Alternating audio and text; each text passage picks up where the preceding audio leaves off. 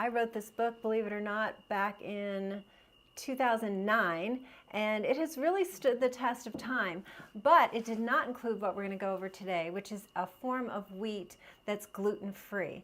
And there's been a lot of queries about this as this has come to the U.S. from other countries in the world that use wheat starch that is actually gluten-free. So how does all this happen? Basically, flour and water, the way a lot of good recipes start. But taking flour and water, you make a dough, and then you wash the dough. And what comes out is the starch of the wheat, and then that is further processed and then dehydrated, and what's left is the starch of the wheat, but not any gluten of the wheat. So you're actually taking wheat. So appreciate the fact that when you see a product, it's going to have, as we have in this country, common allergens. So wheat will be listed on the label, but then also it can say certified gluten-free. So that can really confuse matters. And so I was asked by a few people, is this legit? What is this about? The beauty of wheat starch is it has that elasticity and flexibility to it that, you know, the glue-like nature of gluten, which gives baked products and pizza and breads, you know, that wonderful consistency that we all miss, those of us who are gluten-free. The wheat starch brings some of that back. So people have said, you know, they have pizza dough and they make their own rolls, and it has a bit of that elasticity back in it. And it was interesting because it harkened me back to actually being in Europe, and also my daughter another time being in Europe, and she had a roll served to her and in a restaurant, and I can't remember whether it was London or in Paris, but anyway, so she tasted it and it was too good. And so she goes, no, I'm gluten-free, because she gets very ill. And the waiter assured her it was gluten-free, and then someone else around the table tasted it who is not gluten-free and said, yeah, there's no way this is gluten-free, it's too good. Anyway, long story short, it actually was gluten-free, which made me think that's probably what they were using, was this gluten-free wheat starch, and that's where we got confused about how delicious it tasted, and it kind of fooled the tongue a little bit. But what's most important is if you are avoiding gluten, if you're gluten sensitive or you have celiac disease, is this safe for you? And so I'm going to just give you all the data that I know, and then you can make your own decisions. So a lot of these products do come from Europe, and in Europe what's nice is that their threshold for allowing gluten in foods is less than 10 parts per million. Here in the US, it's double that. It's less than 20 parts per million. And I've definitely met patients and spoken to people who say, I don't care unless, you know, less than 20 is still too much for my body. I still react to it.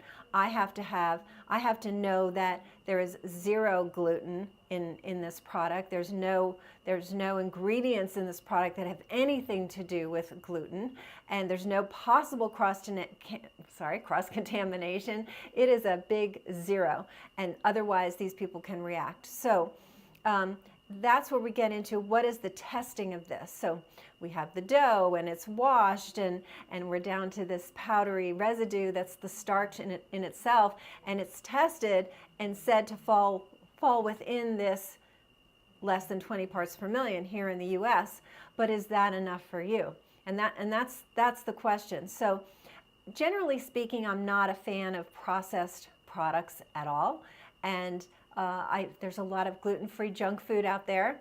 So we have Oreos and other types of cookies, and we've got pizza crust, and a lot of it is very refined, and it's not a healthy type of food. So I like my patients to keep it to a minimum regardless.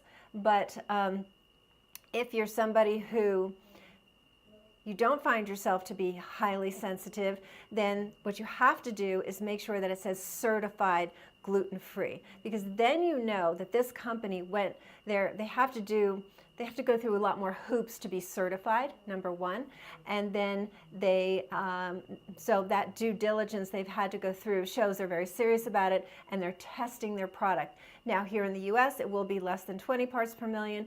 If the product comes from Europe, you know it's even better, less than 10 parts per million, and then you can make the decision based on that. And I just wouldn't consume a lot of it. I wouldn't make, this a bread that you consume every single day type of thing, mostly because it's highly processed and not necessarily that you're getting gluten. So the other point I want to make before we finish up is to note that a product can say wheat starch and have gluten. So just because, you heard this today and go, oh, wheat starch, that's safe.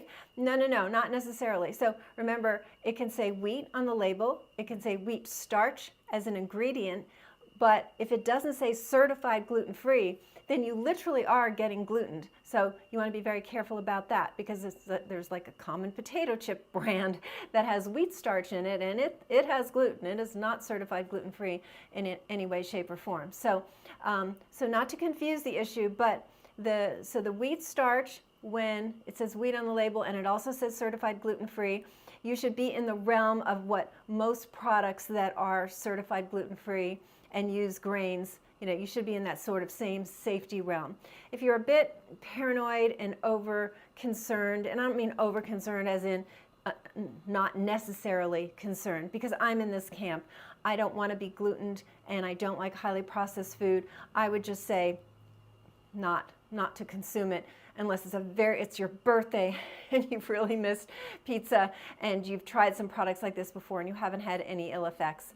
But generally speaking, don't make it a regular part of your diet. But do know these products are out there, maybe for special occasions, and that as long as it says certified gluten-free, then you should be safe. So any other questions about gluten, celiac disease? This is definitely an area of expertise of ours here at Root Cause Medical Clinic. So if you're wondering if you're gluten sensitive, if you've been told you do not have celiac disease, but you're still thinking you're reacting to gluten, we'd be happy to assist. And if you like this information, please give the channel a thumbs up so more people can get this information, and subscribe.